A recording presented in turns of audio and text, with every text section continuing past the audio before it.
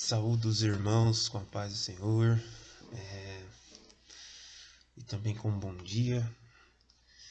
Hoje a gente está voltando com as nossas aulas virtuais aí, devido a algumas pessoas não estar podendo ir na igreja ainda.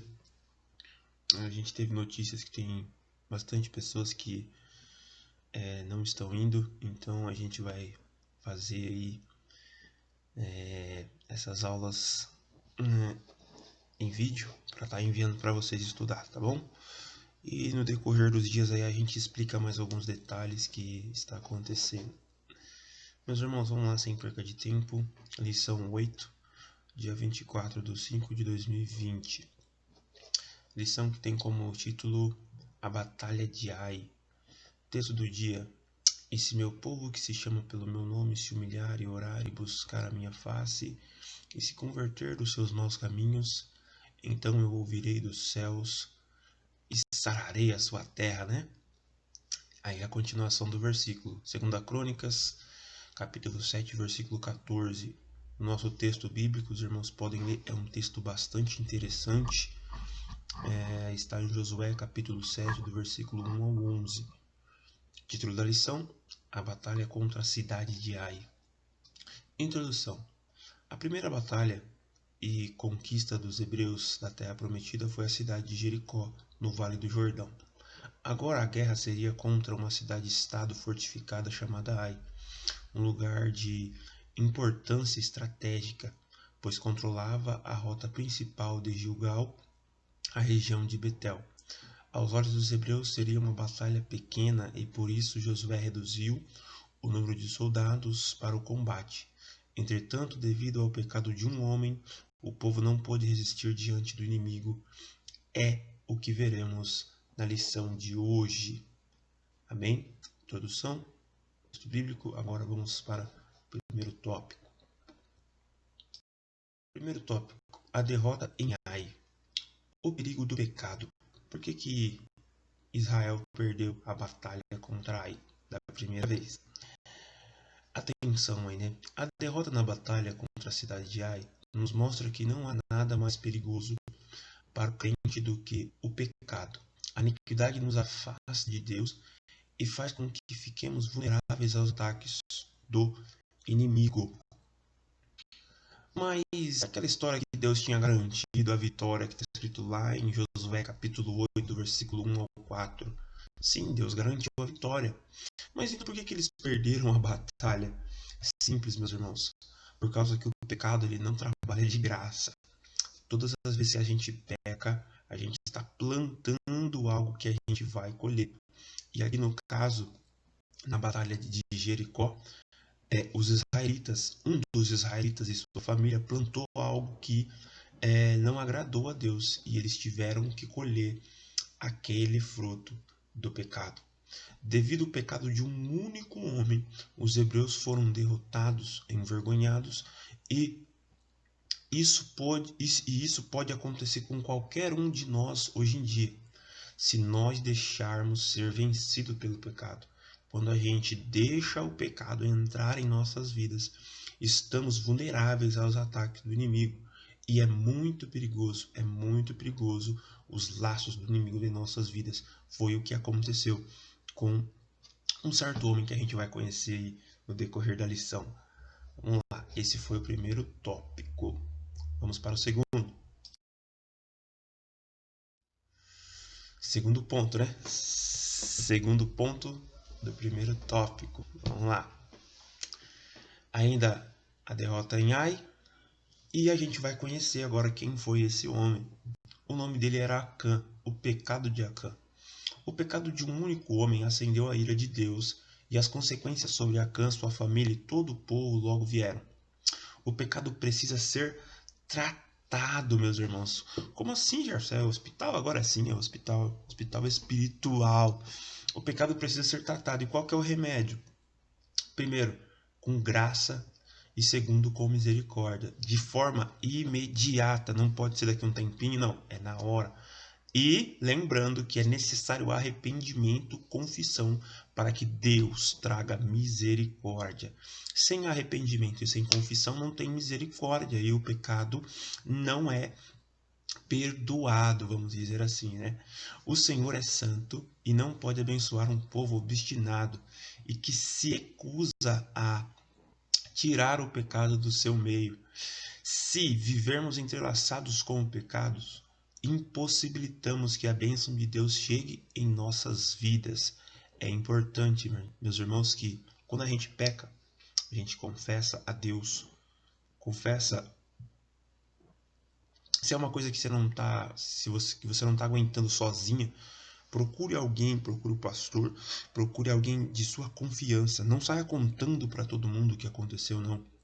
E se você não tiver ninguém, meus irmãos, conte para Deus, que Ele é aquele que pode perdoar os seus pecados. Mas primeiro, se arrependa, confesse e alcance misericórdia, perdão de pecados. Aí você vai se reconciliar com Deus. Amém? Isso foi o que aconteceu lá em Israel, antes da batalha de Ai. Acã pecou, mas pelo jeito não se arrependeu e não confessou. A graça não fez efeito, nem a misericórdia de Deus, e veio então o juízo de Deus, meus irmãos, para com todo Israel, não só para com ele, porque ele estava no meio de Israel. O pecado estava no meio de Israel.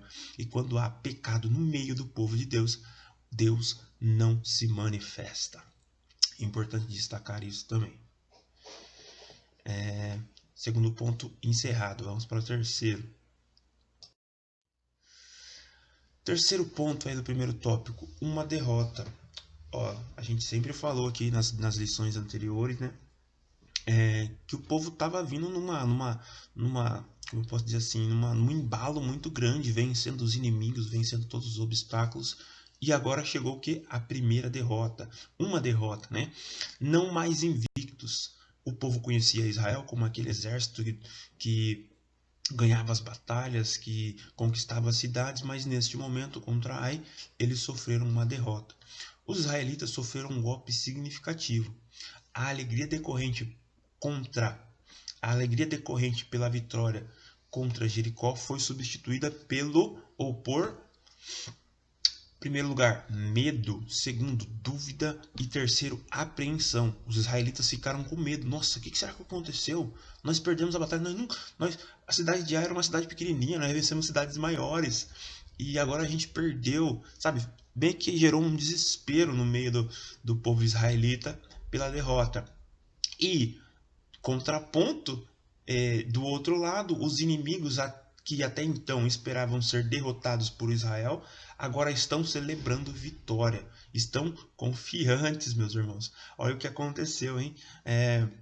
Israel subestimou aí os ensinamentos de Deus, né? A lei de Deus. Naquela época, ó, para vocês terem uma ideia, as guerras eram vistas por muitos como um duelo entre divindades. Está lá em Isaías 36. E assim, os povos pagãos, inimigos dos hebreus, poderiam achar que os deuses de Ai também eram fortes. Porém, nós sabemos que não há outro Deus como Jeová. Não tem Deus de Ai, não tem Deus de Jericó, não tem outros deuses. O Deus que é Deus de todos os deuses, que é Deus criador dos céus e da terra, é o nosso Deus Jeová. Só que quando pecamos, meus irmãos, ele fica impossibilitado de agir em nossas vidas, porque ele não coabita com o pecado. Aí vem o quê? Medo, dúvida, apreensão. É muito perigoso.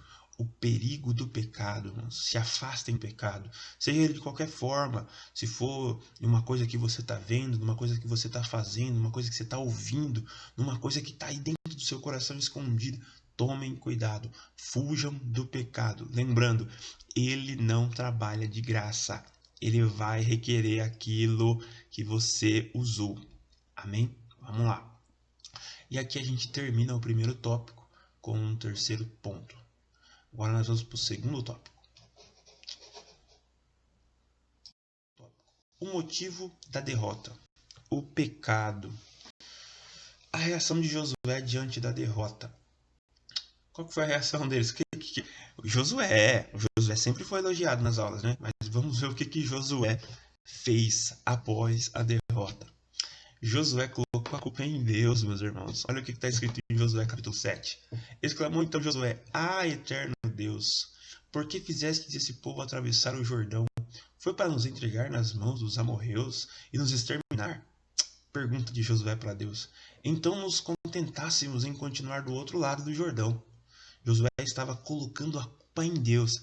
É meio que de praxe isso, né? De quando a gente peca, quando o crente peca, quando as pessoas pecam e as coisas dão errado, é, várias vezes as pessoas colocam a culpa em quem? Em Deus, e isso não é o certo. Fato curioso é como algumas pessoas, após enfrentarem derrotas em suas vidas, murmuram e responsabilizam Deus pelos fatos acontecidos. E não é bem assim. Temos outros exemplos dentro da Bíblia, assim como Josué, Adão. Vocês lembram de Adão, né? Adão e Eva? Então, também colocou a culpa em Deus. Adão, depois que comeu o fruto, que perdeu lá aquela comunhão que ele tinha, né? Ele falou para Deus o quê? Foi a mulher que você me deu. Está lá em Gênesis, capítulo 3, versículo 12. Não é assim que funciona, irmão. Apontar o dedão para Deus, apontar o dedão para um outro irmão, foi ele, foi ela, foi Deus. Não, não. Deus jamais se equivoca em seus juízos. Ainda que seja difícil compreendê-los, muitas coisas dão errado em nossas vidas, muitas vezes por causa das nossas ações, cometidas por nós mesmos. Foi a gente que errou e agora está colhendo o preço do pecado. Foi Israel que errou e colheu o preço do seu pecado. O pecado, ele é, como que eu posso dizer? Ele questionou, cadê? Você usou, você desfrutou, você cobiçou a Cã. Agora eu quero de volta. Você plantou, agora vai colher, entendeu? E é muito triste isso. Não coloquem a culpa em Deus, não coloquem a culpa no pai, na mãe, no amigo, não. Na maioria das vezes, meus irmãos, ou em todas as vezes, a culpa é minha e a culpa é sua. Por, por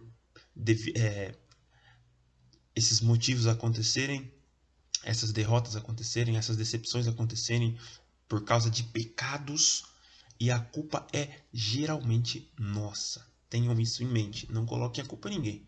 Responsabilize a si mesmo por algumas coisas que estão acontecendo em sua vida. Se converta, converta o seu caminho e vá para a direção certa para que Deus possa fazer de novo aquilo que outrora fazia. Amém? Esse foi o primeiro ponto aí do tópico 2, a reação de Josué diante da derrota. Culpar Deus. Isso não, por favor. Não culpem a Deus. Amém? Vamos lá para o segundo ponto. Acã toma do anátema. Aqui é uma palavra bem curiosa que muitos acho que não vão conhecer, mas vou tentar explicar aqui resumidamente. Me desculpem por uma coisa, tá? Que eu estiver falando rápido ou falando de maneira que vocês não entendam. Acã, o homem que pecou, toma do anátema. Deus falou com Josué dizendo: tira o anátema do meio de Israel. Em outras palavras, tira a maldição ou a reprovação do meio de Israel. Quem era? Infelizmente, o coração de Acã não era reto diante de Deus. Ao ver dentre os despojos uma boa capa babilônica, 200 barras de prata e uma barra de ouro que pesava mais ou menos meio quilo, cobiçou e tomou tudo. Olha os olhos da cobiça, que horror, né? Que horror, mas é isso que aconteceu. Na batalha de Jericó, Amã achou lá uma capa babilônica, prata, ouro e meio que passou a mão, levou embora com ele, sendo que Deus tinha falado que tudo que eles achassem lá, que não fosse destruído, era para ser direcionado ao tesouro de Deus, consagrado ao tesouro de Deus e depositado ao tesouro de Deus. Mas não, Acã foi lá, passou a mão, colocou debaixo da camisa e levou embora para casa, para ficar mais rico. E isso não funciona com Deus, irmãos. Jeitinho não funciona com Deus. Se Deus mandou não fazer, não faça. Se Deus mandou fazer, faça. Mas aqui no caso não era para fazer e Amã fez. Os olhos da cobiça aí, né? O que é cobiça? Desejo desmedido pelo poder, dinheiro, bens materiais, glória e etc. Isso é cobiçar. Cuidado, não se deixe enganar. O pecado pode ser até atrativo, mas possui um enorme poder destrutivo. Não vos enganeis, Gálatas 6:7. Deus não se deixa escarnecer. Tudo que o homem plantar, isso também ele vai colher. Tá bom, meus irmãos? O que vocês estão plantando hoje, vocês vão colher amanhã. Então tomem muito cuidado com o que vocês plantam. Plantem coisas boas, pensamentos bons, atitudes boas, porque no futuro vocês vão colher coisas boas, vocês vão colher frutos bons. Amém? Esse foi o segundo ponto do segundo tópico. Vamos ao terceiro ponto. A ira do Senhor se acendeu. Entretanto, os israelitas foram infiéis com relação ao Herém, anátema, ao que fora consagrado à destruição. Acã, filho de Carmim, aqui a gente vai ter uns detalhes sobre Acã, era filho de Carmim, neto de Zebide, bisneto de Zera, da tribo de Judá. Apossou-se de alguns objetos que estavam sobre anátema. E, por isso, a ira de Iavé, a ira do Senhor, acendeu-se contra Israel. Está lá em Josué, capítulo 7, do versículo 1. Deus ordenou que o povo não cobiçasse nada do que tinha sido consagrado à destruição em Jericó, como prata, ouro, bronze. O que fosse encontrado teria que ser consagrado a o Senhor e colocado em seu tesouro. Josué capítulo 6, do 18 ao 19. Porém, não foi isso que aconteceu, como vimos anteriormente.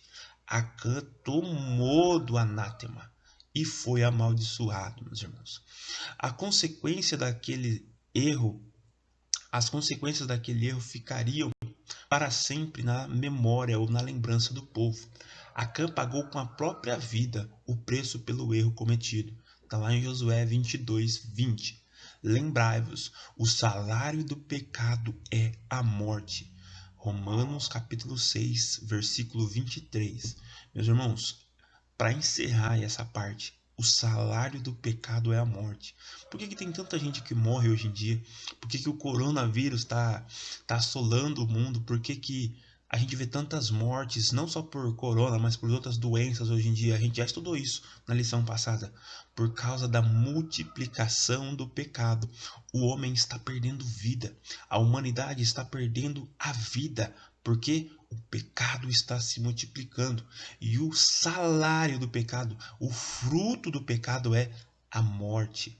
Então, todas as vezes que a gente peca, a gente está mais próximo de deixar a vida do que viver. Todas as vezes que a gente erra, a gente está indo para uma direção contrária do que a que Deus propôs para nós, que é a vida. O salário do pecado é a morte, mas o dom gratuito de Deus por Jesus Cristo é a vida e vida com abundância. Creiam nisso, em nome de Jesus. Finalizando aí o segundo tópico, o motivo da derrota. Vamos agora para o terceiro tópico. Deus entrega a cidade de Ai, um inimigo confiante. Olha como que estava aí, ó. Tava andando no meio fio aí, tava andando na cordinha. Vencemos Israel, nós somos os caras agora. A gente é a melhor cidade agora, a gente tem o melhor exército. Que isso, rapaz. Excesso de confiança. Depois da derrota dos hebreus na conquista de Ai, os habitantes da cidade ficaram confiantes, porém os israelitas estavam tomados pelo medo. Ai, confiante, israelitas com medo, atenção e desconfiança, dúvida. Mas Deus, né? Mais uma vez restaurou a fé do líder, dizendo que não temesse, nem se espantasse, porque tinha entregue a cidade inimiga em suas mãos. Josué 8:1. Isso nos mostra que Deus sempre nos dá uma segunda chance para recomeçar.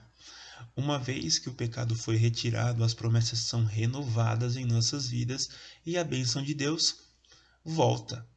A bênção de Deus volta junto, é renovada junto. Então, a minha palavra para vocês nesta manhã é: se pecou, confesse e se arrependa, porque você vai alcançar misericórdia e Deus vai renovar as promessas e a bênção na sua vida. E continue. Amém? Não tem inimigo confiante, não tem cidade. Não, não, não, não. Quando Deus faz, Deus faz. Deus renova as promessas, Deus renova a bênção e a gente continua. E é isso que vai acontecer. O Israel vai de novo à batalha contra Ai, porque o pecado foi tirado do meio deles. Acã foi apedrejado com sua família, colheu o fruto do seu pecado, morreu. O pecado foi tirado. E agora Deus vai fazer o certo, vai renovar as promessas e a bênção vai ser restaurada na vida dos israelitas. Segundo ponto agora, vamos lá. A estratégia de Deus é diversificada. Na batalha contra Jericó, Deus tinha estabelecido uma estratégia de guerra envolvendo os sacerdotes e a arca do concerto, e outros tocando trombetas. Mas agora seria bem diferente. Os despojos poderiam ser saqueados pelo povo e a estratégia seria uma emboscada. Uma parte do povo fugiria para o deserto, fingindo ter perdido a batalha, e quando os homens de Ai saíssem no enlaço dos israelitas para fora da cidade, milhares de hebreus entrariam e atacariam e ateariam fogo, saqueando a cidade. Josué 8:24. Os hebreus consumiram os habitantes de Ai, deixando um total de 12.000 mortos. Em outras palavras, a estratégia que Deus deu para Josué e os hebreus garantiu a eles a conquista da cidade de Ai. E várias pessoas, vários habitantes de Ai foram mortos, porque a ordem era para conquistar a cidade. Josué, por seu turno, deveria levantar sua lança e fazê-la permanecer no alto até o fim da luta, para que a vitória fosse completa. Assim como Moisés fez com a vara há décadas atrás, lá no Êxodo 17:11. Não sei se você lembra quando Moisés ficava com a vara. A gente falou disso aqui em umas aulas passadas. Ele ficava com uma vara erguida enquanto a batalha estava acontecendo, porque enquanto ele estava com a vara erguida, Deus estava intercedendo, estava intervindo em prol do povo israelita e contra os inimigos. E quando Moisés abaixava a vara, parecia e acontecia que a batalha se complicava, mas enquanto Moisés estava com a vara erguida, os israelitas venciam a batalha. E agora, Josué, por seu turno, deveria ficar com sua lança no alto até o fim da batalha, como um sinal que Deus está conosco, Deus está nos ajudando nessa batalha e nós vamos vencer. Essa era a missão de Josué como líder. Deus mais uma vez estava no controle da situação, dando estratégia para que o povo vencesse a batalha e continuasse a avançar na conquista da promessa. Temos que pedir a Deus estratégia para vencermos. Tem que ter estratégia, meus irmãos. Você pecou, você se arrependeu, Deus restaurou. Peça estratégia para Ele, para que você venha vencer os obstáculos que estão vindo para com a sua vida. Amém? Esse foi o segundo ponto do terceiro tópico. Vamos para o terceiro ponto. Já nos aproximando aí da conclusão. Culto da restauração. Para celebrar a vitória, Josué deslocou o povo até um monte Ebal e ali edificou um altar, sempre altar, né? Para fazer memória de Deus, onde colocou em pedras uma cópia da lei de Moisés. Josué, isso aí está escrito lá em Josué, no capítulo 8, do versículo 30 ao 35. Com os oficiais hebreus à volta da arca, a meio caminho das montanhas e as tribos sobre as encostas, Josué proclamou a lei do Senhor, restaurando o compromisso com o Altíssimo. A palavra de Deus, escrevi errado, mas eu vou corrigir, tá? A palavra de Deus deve estar escondida em nossos corações, a fim de que as conquistas aconteçam.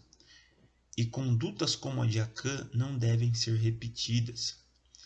O que Josué fez nesse culto de restauração? Ele lembrou o povo sobre a lei. Ele edificou altar. Ele trouxe o povo de volta ao compromisso com Deus. Quem nos deu a vitória foi Deus. Quem restaurou nosso pecado, as nossas iniquidades foi Deus. É Deus quem faz as coisas acontecerem em nossas vidas, meus irmãos. E a palavra de Deus, nós temos que estar enquadrado nela. Um lembrete aí é: lâmpada para os meus pés é a tua palavra. Quando nós andamos segundo a palavra de Deus, ela é luz para os nossos caminhos e nós não vamos na direção errada. Tenham isso em mente. Cultuem, culto de restauração. Peçam a Deus para que Ele restaure a sua vida, a sua família, a sua casa, a sua alma. Nesse momento tão difícil que a gente está vivendo, a gente às vezes fica preocupado do que vai ser o amanhã. Não, irmãos, Deus está hoje com você aí na sua casa.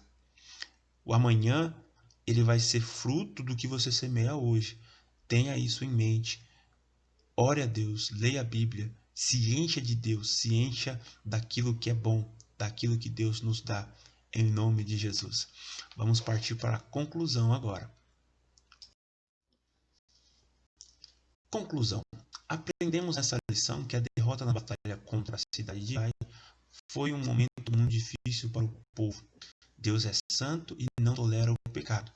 Por isso o anátema foi retirado do meio do povo, o pecado corrigido devidamente, e os hebreus puderam continuar lutando para conquistarem a tão almejada terra prometida.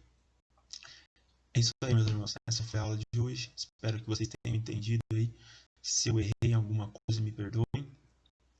Vou estar enviando esse vídeo para vocês e também as questões. Peço que os irmãos respondam, tá bom? Fiquem com Deus, tenham um bom domingo. Essa lição que edifica a gente nesse tempo tão difícil. Nós vamos continuar nesta batalha e nessa peleja, porque Deus é bom em todo tempo. Deus é bom. Fiquem com Deus. Amém. Paz do Senhor.